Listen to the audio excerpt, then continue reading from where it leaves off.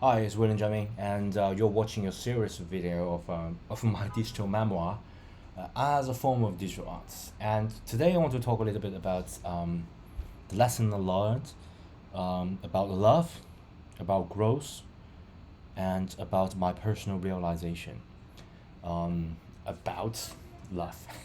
Yeah. So today's video will be a little bit personal, so I will omit some of the details, but I just want to share with you the story.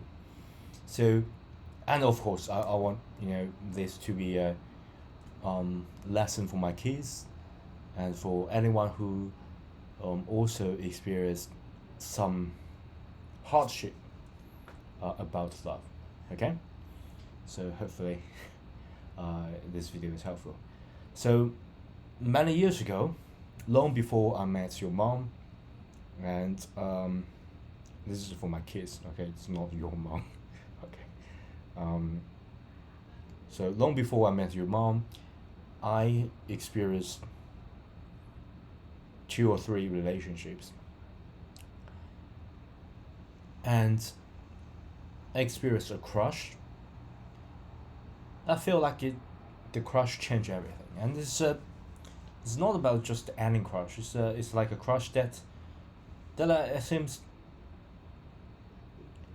I just can't get over for a pretty long time. It's a purest thing that I have, and fill my days with daydreamings and longing and all that. And yeah, I carried this crush for pretty long time, even into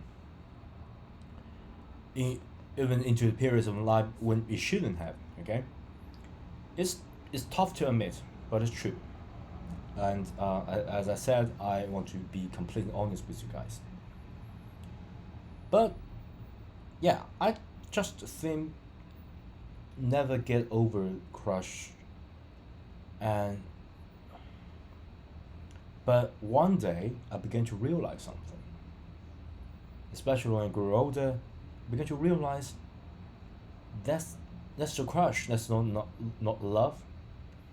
Especially in Asia culture, love is like it's more like a love in first sight and then settle for life sort of thing. But later I realized that you know it wasn't the person I couldn't let it go of. It is that feeling, that pure, that youth, that that intensity of this pure, untested emotion that I missed. Okay, I missed that me, that pure me, that energetic, pure, untested youth of me. And it is the moment when I realized this, I sort of, let it go. And I began to face myself. And I began to realize how stupid I was for a pretty long time that I can't get over the crush. I learned that, kids, if you are watching this many years later, I want to share with you that I learned that what I truly need is to hold on to not just some like fleeting image of what could have been, what what if. Don't hold on to that, but hold on to something tangible, like tangible moments of happiness and tangible person that actually support you. And I found someone truly special. That's your mom. And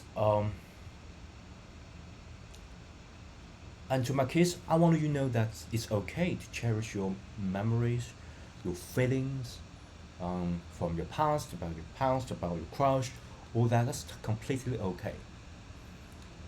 That experience shaped who you are. But it's also very important to see the beauty in what you already have now, to cherish people who always stand by you and who stick with you through all this hardship, through thick and thin. And your mom is a great person, is my best friend. And the moment I realized this, I began to cherish the happiness, the greatness thing that I have, that I already have. And I think that taught me about the importance of growth, of moving forward. And you cherish what is pure, you channel that kind of pure emotion to someone that actually, you know, accompany you, loves you, and always by your side. Don't linger into the feeling, the vague feeling of you, okay? Of the pure you.